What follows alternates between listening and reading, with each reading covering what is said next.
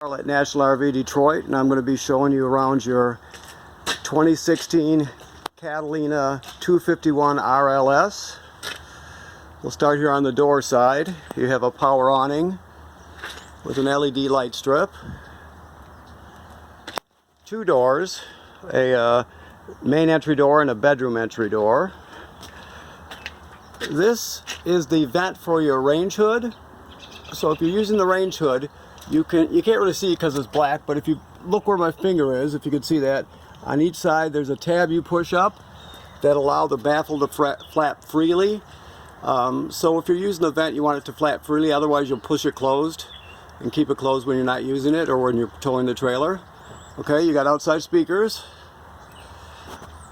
Your refrigerator is both gas and electric. I'm sorry, I call that a refrigerator. Your hot water heater is either gas or electric, but so is your refrigerator. Now one thing you have to remember is the anode rod / plug, drain plug is already out because it's empty, so you have to put it in before you actually use it. If you look down here on the lower left hand corner, there's a switch. It says, I'm trying to get the focus there, it's not focusing. There it is. Okay, so you'll flip that on, and behind this little panel here is a electric heating element. If you want to light it on gas, the switch is inside. I'll show you that when I get inside. Now you can't get water or antifreeze into the water heater because it'll leave a really foul taste. So one thing you have to learn about, educate yourself a bit, you have to actually winterize it. When you winterize, you have to actually bypass the water heater. They have valves in the back of it, which is something I can't go into in depth, but there is a way to bypass it, and so you have to sort of learn that. There's plenty of videos, YouTube videos, manufacturers videos, that sort of thing. Okay, this is a fill for your potable water, for your fresh water tank. The reason you would use that is if you go to an older state park that has it doesn't have plumbing on the campsite, but it has a fill station when you first go in. That's when you'd use this tank. So you'd fill up your tank, and then you can use the onboard pump to pressurize the trailer, and it'll work just like you have regular city pressurized water. Usually you'll just use the city water hookup, which is on the other side. I'll show you that when we get over there. But you do have this option. Okay. You have power here, just regular receptacles. This is the service panel for the refrigerator. You don't really have to go in there. It's just for service. That is the vent for your furnace. Okay, I'm moving forward here. You have 4 stabilizer jacks. 3/4 inch socket will fit on there, or a crank. Let me open the compartment here. Well, it still needs to be cleaned a little bit there. So you have a crank here for them. You can use a socket, and your wheel covers are in here. Your dump hose and your you got a hitch down on the other side. Okay. All right, so up front here we have a deep cycle marine battery, like so. We have 2 20-pound tanks. Okay, this is a automatic changeover LP regulator here. You can't select the tank. It'll draw this one down first, then it'll draw this one down. So you'll hear it when it changes over and starts to draw this one down, and then when you do that, you can get the door side tank refilled. This is not a selector. This is just a gauge. You point it at the tank, you want to check, and right now it's green, which means that it's got gas in it. If it turns red, it's empty. Okay, you've got a manual crank, tongue jack crank. The other side of your pass-through storage, you have your dump valves here. Okay, so the black one is your black tank, which is toilet water and waste. The gray one, the smaller valve, is for sink and shower water. And just so you know, if you see the blue hose back there, there's also a red one, but that's the low point drain. It's the lowest point of the plumbing. So when you're winterizing or dewinterizing, you can unscrew that plug in there and drain some of the water or antifreeze out. So basically you're going to hook your hose on here. It goes into the dump station. You'll pull the black first, then you'll pull the gray. The gray is just cleaner water than the black water, so you just use that last to help clean it out a bit. Okay, let me get up here. This is your city water connection I told you about when I was on the other side. You will use this 9 out of 10 times because most places will have regular pressurized water. You just hook your hose up to here and you're all set, ready to go. Okay.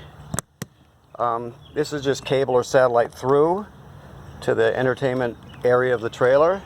Your slide out, which is in right now. We'll put it out in a second. Okay. This is your power cord here. If I can get it open here, hold on, let me get a better grip on it. There we go. So it comes out 25 feet. It's a 30 amp cord. We do give you a reducer to reduce this down to a 15 amp so you can plug it in at home. You have to remember though that if you plug into a 15 amp system, you can't run the air conditioner because it'll eventually pop the circuit breaker in your house. So you can run everything in this trailer on 15 except for the air conditioner. But when you're plugged in at 30 amp, it runs fine. It's a 30 amp system. Okay, let's go inside. You see, you sort of have to move the chair over this way, but this one might fit in there sideways. I'm not sure about it. I'd have to measure it. But nevertheless, here's your slide out switch here. This one here is for the power awning. So I'll just, you push that and the awning goes out. You basically roll it out till you see the awning tube. And that's when you know it's all the way out. This is your slide out here. So we're just going to push it out right here. And here it goes. You can see it moving out.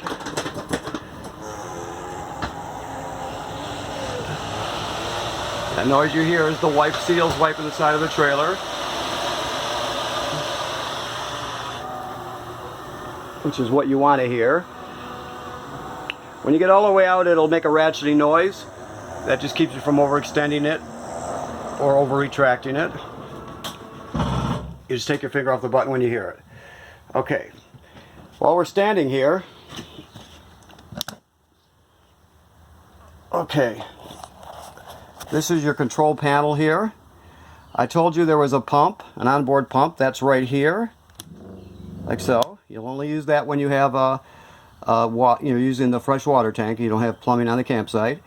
Then you have the gas water heater you light here to light it on gas. Just always make sure that there's water in the tank before you light it. You check your battery. It's charged or just about charged. We're charging it now. Your fresh water tank, your black water tank, and your gray water tank. That's how you check levels. Okay. Let me just scoot past the chair here. Get some more light in here. Okay, let's see what we have here. This is a jackknife couch. So let me back up a little bit so you can see it. You just grab it like here. You can see my hand.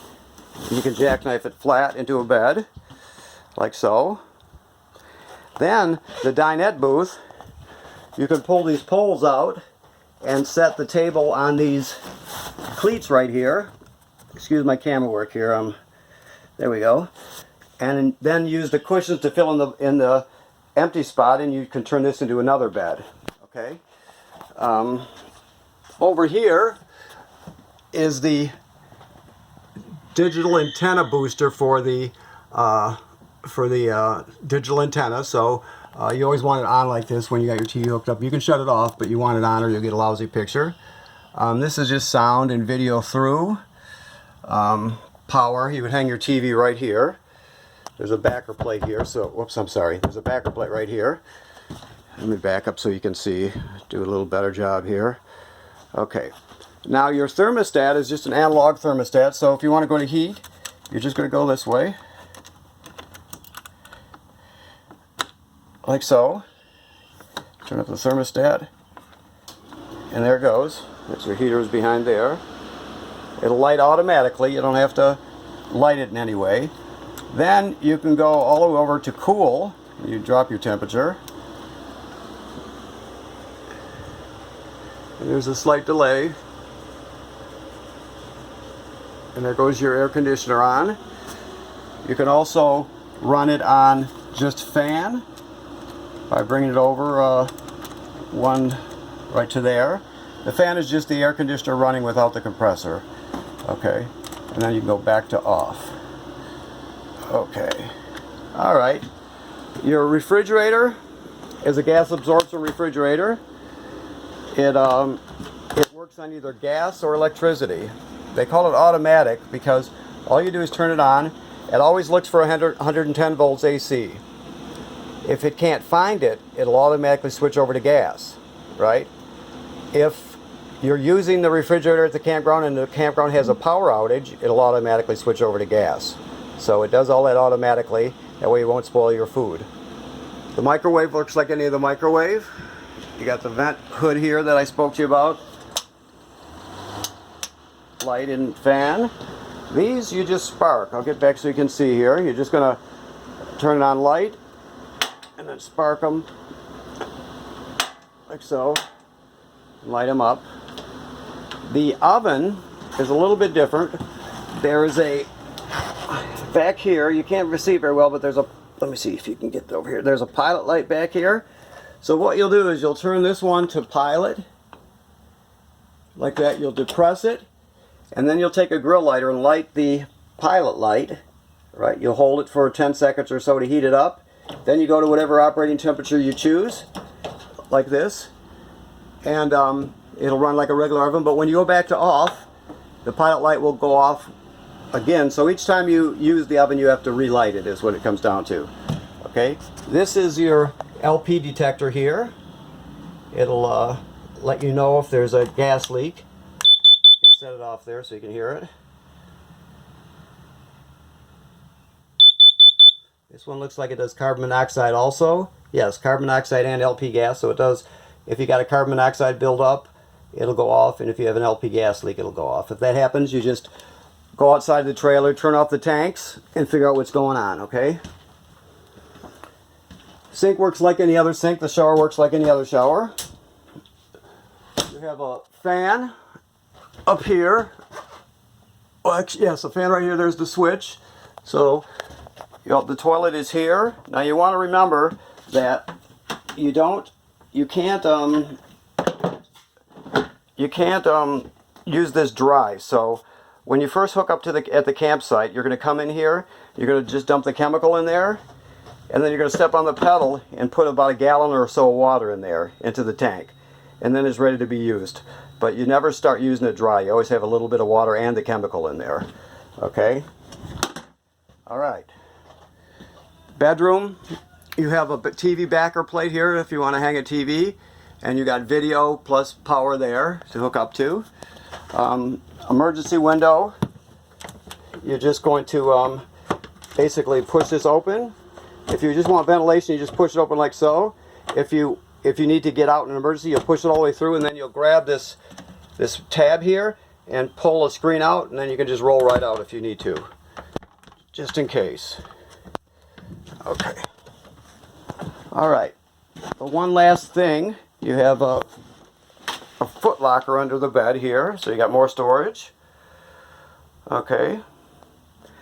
So you want to remember, you want to go up and inspect your roof, you know, at the beginning and the end of the summer, maybe once in the middle, just to look at it and make sure that there's no leaks developing, no cracks developing. All trailers will eventually get a crack in the sealant on the roof, so you just inspect it to make sure it's in good shape. Also, let me see here, make sure I covered everything. Smoke detector, of course. You got a large back window, which is kind of nice. Okay. Let me walk through one more time. Make sure I'm not forgetting anything. It looks like I've got it. Remember, the heat comes out of the floor. The air conditioning comes out of the vents up in the ceiling. And I guess that covers it pretty much. So, thank you for buying a trailer from National RV Detroit.